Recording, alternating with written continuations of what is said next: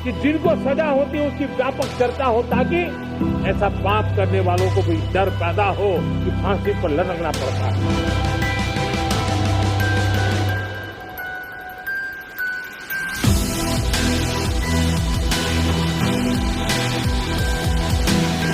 गला दबाकर मारा गया, चश्मे को कूटा गया, जिसकी वजह से आंखों से खून निकल गया।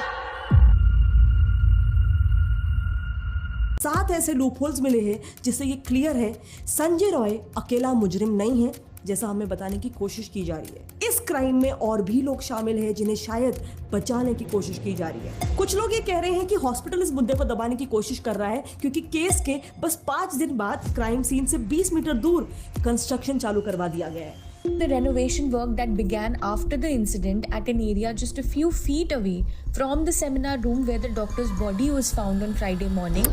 आमतौर पे तो क्राइम सीन को पूरी तरह से सील कर दिया जाता है। तो कुछ कह रहे हैं कि क्योंकि संजय रॉय कोई पॉलिटिकल पार्टी का मेंबर है, इसी वजह से इस मामले को दबाने की कोशिश की जा रही है। इसीलिए आज मैं बंगाल की सरकार और वहाँ की पुलिस से 7 सवाल करना चाहती हूँ। 7 ऐसे सवाल जो ये क्लियर कर देगा कि इस केस में कुछ मेजर टैम्परिंग ऑफ एविडेंसेस हुए हैं। चलो, इसे समझने के लिए हमें कहानी को शुरू से टाइम बाय टाइम समझना होगा। 9 अगस्त को कोलकाता के RG Kar government medical college and hospital में एक 31 इयर्स की पीजी डॉक्टर का हॉस्पिटल के सेमिनार रूम में रेप करके उनका मर्डर कर दिया गया। विक्टिम की हालत ऐसी थी कि she was found bleeding from her eyes, mouth and her private parts, वो भी बिना किसी कपड़ों के। हादसे की रात उस डॉक्टर की 36 घंटे की ड्यूटी लगी हुई थी, जिसमें बेसिकली डॉक्टर्स को continuous day and night emergency और पेशेंट केयर के लिए हॉस्पिटल में ही रहना पड़ता है। यस, 36 आवर्स तक कंप्लीटली हॉस्पिटल में ही रहना पड़ता है। वहाँ पे खाना पीना, नहाना, फ्रेश होना, सब कुछ उन्हें हॉस्पिटल में ही करना होता है। उस रात भी 24 घंटे काम करने के बाद विक्टिम और उनकी 4 कलीग्स खाना खाने के लिए सेमिनार हॉल में आए थे, जहाँ वो लोग नीरज चोपड़ा की मैच देख रहे थे। रात के 3 बज चुके थे और उन सबका डिनर होने के बाद चारों कलीग्स अपनी ड्यूटी पे वापस चले गए। लेकिन विक्टिम डॉक्टर हेक्टिक ड्यूटी के बाद थोड़ा सा आराम करना चाहती थी, इसीलिए वो वहीं पे सेमिनार हॉल में थोड़ी देर के लिए सो गई। इसके बाद रिपोर्ट्स के हिसाब से करीब सुबह के कुछ 4 बजे अक्यूज्ड यानी कि संजय रॉय ने रूम में एंट्री लिया, जिसमें उस डॉक्टर का रेप किया, उन्हें फिजिकली असॉल्ट किया और इसी दौरान यानी कि रात 3 से 5 बजे के बीच उनकी डेथ भी हो गई। फिर कुछ 7:30 बजे विक्टिम की बॉडी को डिस्कवर किया गया, बट बॉडी को सबसे पहले किसने देखा, इसके बारे में अब तक कोई भी न्यूज बाहर नहीं आई है। अब विक्टिम की बॉडी 7:30 बजे सेमिनार हॉल में मिली, लेकिन उनके पेरेंट्स को कब इन्फॉर्म किया गया? इसके 3 घंटे बाद सुबह के 10:30 बजे। और इसके बाद भी जब पेरेंट्स वहां पे पहुंचे तो उन्हें सेमिनार हॉल के बाहर 3 घंटे तक वेट कराया गया। उन्हें अपने बेटी की बॉडी को एक बार देखने तक नहीं दिया गया। एक पेरेंट्स जिनकी बच्ची 31 इयर्स ओल्ड की ऐसी खत्म हो जाती है, उनको 3 घंटा खड़ा रखा। उनके पेरेंट्स रोते रहे, एडमिनिस्ट्रेशन से रिक्वेस्ट करते रहे कि उन्हें अपनी बेटी को एक बार देखने दो, बट उनकी बिल्कुल नहीं सुनी गई। ये हाथ जोड़ती रही, माँ बाप हाथ जोड़ते रहे, हमें एक बार दिखाओ, हमारी बच्ची का मुंह एक बार दिखाओ, हमको नहीं दिखाया गया। 3 घंटे बाद जब फाइनली पेरेंट्स अंदर गए तो उनकी बेटी की ऐसी हालत थी जिस हालत में कोई भी पेरेंट अपने बच्चे को नहीं देख सकता है। उनके शरीर पर कपड़े नहीं थे, चश्मा पूरी तरह से टूटा हुआ था, पूरी बॉडी पर इंजरी मार्क्स थे। She was bleeding from her eyes, mouth and her private parts. Dead body of the girl जिसके मुंह में खून था, बच्ची का शरीर में कोई कपड़ा नहीं था, पैर दोनों राइट एंगल में मिला गया। मतलब बॉडी की कंडीशन ऐसी थी कि उसे देखकर कोई भी एक बार में बता सकता है कि ये cold blooded murder and rape case है। लेकिन शायद हॉस्पिटल को ये सब नहीं दिख रहा था। हॉस्पिटल तो इस केस को एक सुसाइड केस बोलकर रातों रात रफा दफा करना चाहता था, और इसीलिए यही कहानी का पहला लूपहोल है और मेरा पहला सवाल भी कि एक क्लियर कट रेप और मर्डर केस को हॉस्पिटल एडमिनिस्ट्रेशन ने सुसाइड क्यों डिक्लेयर किया। दूसरी बात, आखिर क्यों उनके पेरेंट्स को 3 घंटों तक वेट कराया गया, बॉडी तक नहीं दिखाई गई? क्या हॉस्पिटल एडमिनिस्ट्रेशन किसी को बचा रही थी या फिर अंदर एविडेंस की टैंपरिंग हो रही थी? तीसरी और इस सबसे भी ज्यादा शर्मनाक बात, उस बिना कोई ऑटोप्सी किए, बिना कोई प्रिलिमिनरी इन्वेस्टिगेशन किए डायरेक्टली जजमेंट पास कर दिया कि उस डॉक्टर को साइकोसिस नाम की एक मेंटल इलनेस थी और इसीलिए उन्होंने सुसाइड किया। आखिर ऐसे क्यों? प्रिंसिपल को इतने जल्दी एक वर्डिक्ट देने की जरूरत क्या पड़ी? क्या इसमें हॉस्पिटल के और भी लोग इन्वॉल्व थे जिससे वो बचाने की कोशिश कर रहे थे? वेल, एटलीस्ट ये एलिगेशंस विक्टिम के पेरेंट्स हॉस्पिटल पर लगा रहे हैं, क्योंकि इतना सब कुछ होने के बाद भी हॉस्पिटल ने पूरी कोशिश की कि इस केस को कैसे ना कैसे करके खामोश कर दिया जाए, उसे दबा दिया जाए। लेकिन जब ये बात उसी हॉस्पिटल के बाकी डॉक्टर्स तक, बाकी स्टाफ तक पहुंची तो वो इसके खिलाफ तुरंत प्रोटेस्ट पर उतर आ गए। ये प्रोटेस्ट पर धीरे धीरे करके ऑल ओवर इंडिया फैल गया और सोशल मीडिया पे भी ये मुद्दा एकदम से वायरल हो गया। इसके बाद तो पोस्टमार्टम होना ही था और जब उसकी रिपोर्ट आई उसके बाद तो ये केस और ज्यादा कॉम्प्लिकेट हो गया। पोस्टमार्टम ने रिवील किया कि उस डॉक्टर को बुरी तरह से सेक्सुअल एक्सॉल्ट किया गया था। She was beaten and raped brutally. उनका abdomen, right hand and lips बुरी तरह से इंजर्ड थे, यहाँ तक कि उनका कॉलर बोन तक क्रश हो गया था। सो रिपोर्ट ने क्लियर कर दिया कि ये कोई सुसाइड का केस नहीं है। और इसके बाद जब पुलिस ने इन्वेस्टिगेशन शुरू की तो उन्हें सीसीटीवी फुटेज से पता चला कि रात को 4 बजे संजय रॉय नाम का एक इंसान सेमिनार हॉल में एंटर किया था। सेमिनार हॉल में पुलिस को एक ब्लूटूथ ईयरफोन भी मिला जो चेक करने पर उसके फोन से डायरेक्टली कनेक्ट हो गया। मतलब डेफिनेटली यही पर्सन कल्प्रिट था। इसीलिए पुलिस ने उसे तुरंत अरेस्ट कर लिया एंड गेस व्हाट, उसने अपना क्राइम कबूल भी कर लिया।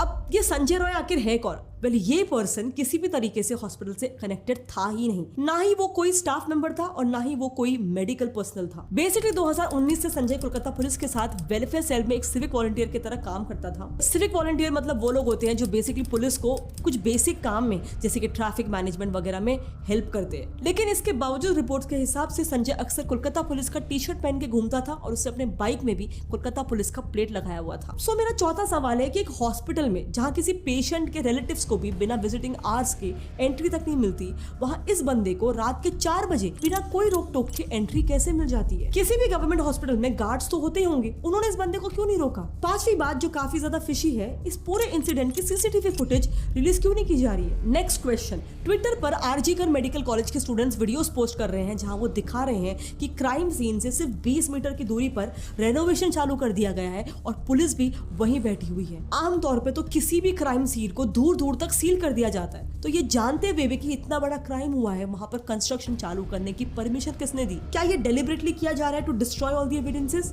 एटलीस्ट उस हॉस्पिटल के डॉक्टर्स तो यही क्लेम कर रहे हैं।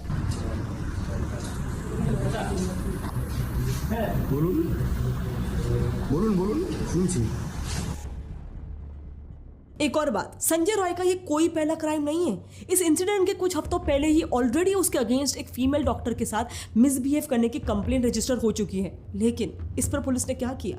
No action at all. और इस केस के भी उसके पहले एक औरत ने लाल बाजार पुलिस स्टेशन में ये कह के रिपोर्ट दर्ज की थी कि रॉय पिछले 3 महीने से उसे फोन करके उसे परेशान कर रहा है, उसे हरास कर रहा है। उस लेडी के एलिगेशन है कि रॉय ने पहली बार उसे मेडिसिन खरीदने के बहाने आरजीकर मेडिकल हॉस्पिटल में से ही उस लेडी से कांटेक्ट किया था और फिर प्रेस्क्रिप्शन से उसने उसका नंबर चुरा लिया, जिसके बाद लगातार रॉय उस पर प्रेशर डाल रहा था और धमकी दे रहा था कि वो लेडी उससे मिलने आए। अगेन इस पर वहां की पुलिस ने क्या एक्शन लिया? अरेस्ट के बाद संजय रॉय के फोन से पोर्नोग्राफिक कंटेंट भी मिला था एंड जब उसके नेबर्स से पूछताछ की गई तब उन्होंने बताया कि संजय की 4 बार शादी हो चुकी है और उसकी 3 वाइफ्स उसे छोड़कर चली गई थी उसके अब्यूजिव बिहेवियर के वजह से, एंड 4th वाइफ की डेथ हो गई थी कैंसर की वजह से। क्या ये चीज शॉकिंग नहीं है? जब वही सेम आदमी सेम हॉस्पिटल के डॉक्टर के साथ पहले भी बदतमीजी कर चुका है, उसके ऊपर से उसका हिस्ट्री भी कुछ खास नहीं है, डोमेस्टिक वायलेंस के उसके ऊपर कितने सारे एलिगेशंस लग चुके हैं, फिर भी उस पर कोई एक्शन क्यों नहीं लिया गया? क्या पुलिस एक बड़ा क्राइम होने का इंतजार कर रही थी? बस यही मेरा 7वां और आखिरी सवाल है। जब इस बंदे की पास्ट हिस्ट्री क्लियरली शो करती है कि वो एक सीरियल ऑफेंडर है, फिर भी वो कैसे एक सिविक वॉलंटियर बन जाता है? ऐसे गवर्नमेंट लेवल पोस्ट के लिए कोई बैकग्राउंड चेक्स नहीं होते हैं क्या? इस पूरी कहानी में मुझे तो ये 7 तार दिख रहे हैं जो बिल्कुल नहीं जुड़ रहे हैं और इसीलिए आज पूरा देश देखना चाहता है कि अब इस केस में किसे बचाने की कोशिश की जा रही है। क्या इसके पीछे कोई स्ट्रॉन्ग पॉलिटिकल या ब्यूरोक्रेटिक बैकिंग है? क्या संजय को एक स्केपगोट बना के, बलि का बकरा बना के पुलिस के हवाले करके बाकी रेपिस्ट को बचाया जा रहा है? आफ्टर ऑल अभी रीसेंट रिपोर्ट्स पर सामने आ रहा है कि जिस ब्रूटैलिटी से उस डॉक्टर को मारा गया, ये क्राइम कोई एक जन की बात नहीं है, this is a case of gang rape. तो फिर मेरा सवाल है कि बाकी रेपिस्ट कहाँ हैं? क्या वो आज भी खुले घूम रहे हैं? एंड आखिर में जब भी ऐसा कोई भी क्राइम होता है तो हमारी सोसाइटी के कुछ लोग अनफॉर्चुनेटली विक्टिम को ही शेम करने लग जाते हैं, उन्हें ही गलत ठहराने लग जाते हैं। कितनी शर्मिंदगी की बात है कि निर्भया केस में मैक्सिमम लोगों का पहला रिस्पॉन्स था कि वो लड़की आखिर देर रात तक बाहर थी ही क्यों, लड़की ने कैसे कपड़े पहने थे, लड़की कैसे बात कर रही थी, ये सब बोलना बहुत आसान है। लेकिन अब उन लोगों से मेरा सवाल है कि इस केस का क्या? इसमें तो वो लड़की अपने हॉस्पिटल में सिर्फ अपना काम कर रही थी। असली प्रॉब्लम ना किसी के लेट बाहर जाने में है, ना किसी के कपड़े पहनने में है। प्रॉब्लम है तो संजय रॉय जैसे लोगों में, उनकी सोच में और हमारी सोच में। याद रखना, जब भी आप किसी भी हादसे में सीधे लड़की पे आरोप लगाते हो, आप देश के ऐसे क्रिमिनल्स को एक खुली छूट दे रहे हो दोबारा से ऐसा ही एक हीनियस क्राइम करने के लिए। उन्हें हिम्मत दे देते हो दोबारा से किसी लड़की को छेड़ने के लिए, उसे असॉल्ट करने के लिए। इसीलिए इस बार नहीं, इस बार हमें सिर्फ कैंडल मार्च करके शांत नहीं हो जाना है। निर्भया के कातिलों को 7 सालों बाद सजा हुई थी, जब सब ये जानते थे कि उन्होंने ही क्राइम किया है। ये हमारे देश के लिए लिटरली हंसने वाली बात है। लेकिन इस बार नहीं। मैं ट्विटर पे इस वीडियो को अपलोड करूंगी with the hashtag justice for Nirbhaya 2। जितना हो सके अथॉरिटीज को टैग करना, ताकि इस बार तो एटलीस्ट उनके परिवार को और इस देश को जल्दी न्याय मिल सके। जय हिंद।